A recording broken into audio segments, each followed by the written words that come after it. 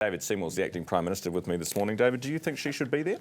Look, absolutely. First of all, I know in many ways people have moved on, but the COVID pandemic and the government's response to it were major events. I would argue that the most significant political and economic events of this century so far.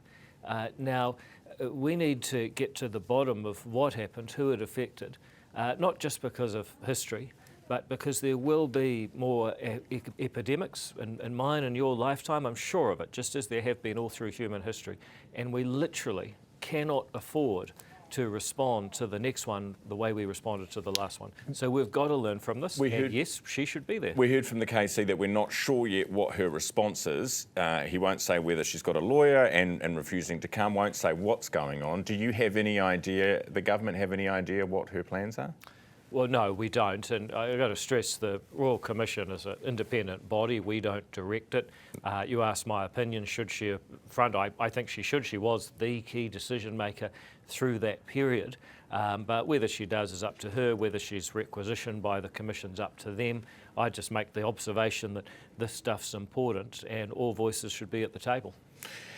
This supermarket business, you will never support the government bashing up a duopoly, right? Forcing them to sell off stores. Well, if you're asking me as the ACT Party, leader, we don't believe that forcibly separating people solves any problems. There's a problem, so but that's not the solution. I agree with you. They are hell for leather going for this. It's on the face of it anyway, unless it's just tough talk and a bit of dog barking.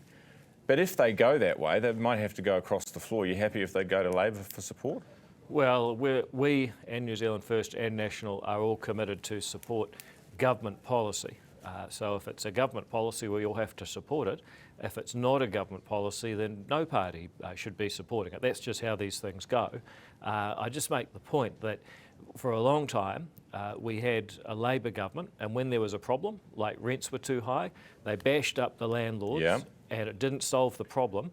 If anything, it made it worse because people said, I don't want to be a landlord anymore. There was less choice for tenants and rents rose. People are on the street. Yeah, since then so we've started... are we doing the same? Yeah. Are we repeating the same problem with a blue hat on? Now that there's a cost of living crisis that they're not in charge of, they're bashing not just the supermarkets. This morning, Nicola Willis on the banks.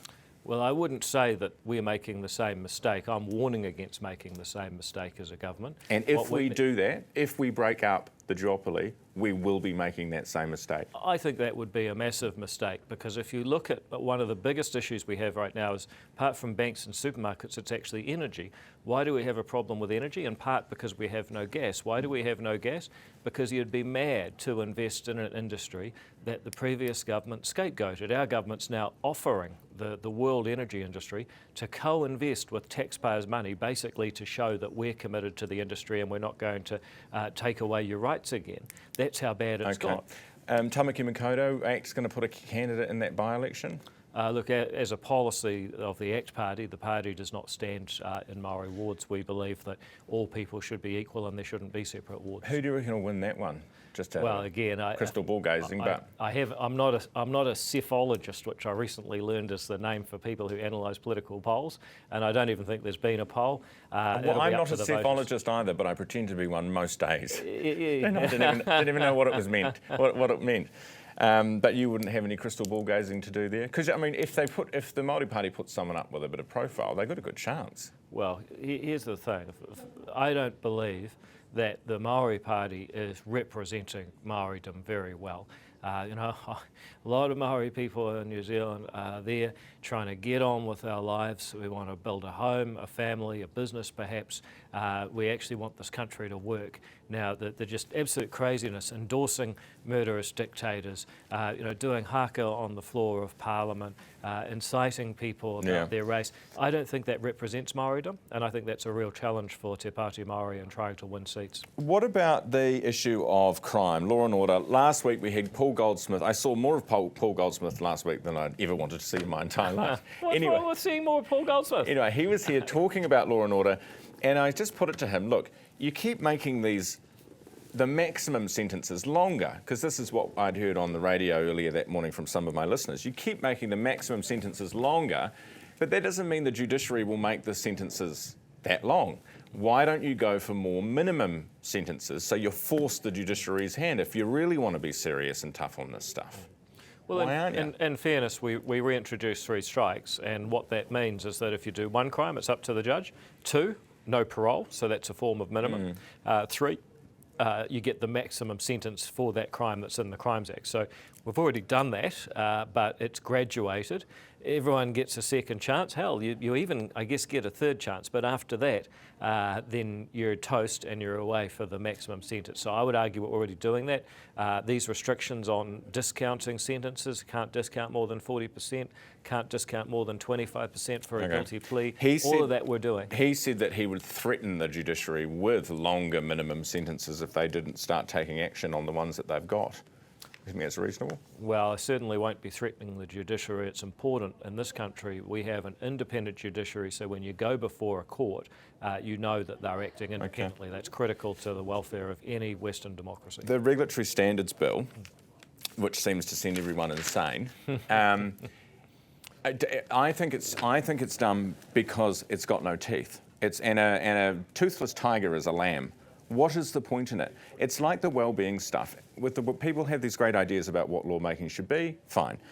It should include the likes of well-being. Let's put well-being stuff into legislation. Okay, but you can't force it and then the next one take it out anyway. It's pointless. What was the point in that? What's the difference between that and the Regulatory Standards Bill? Let me give you 2 other examples.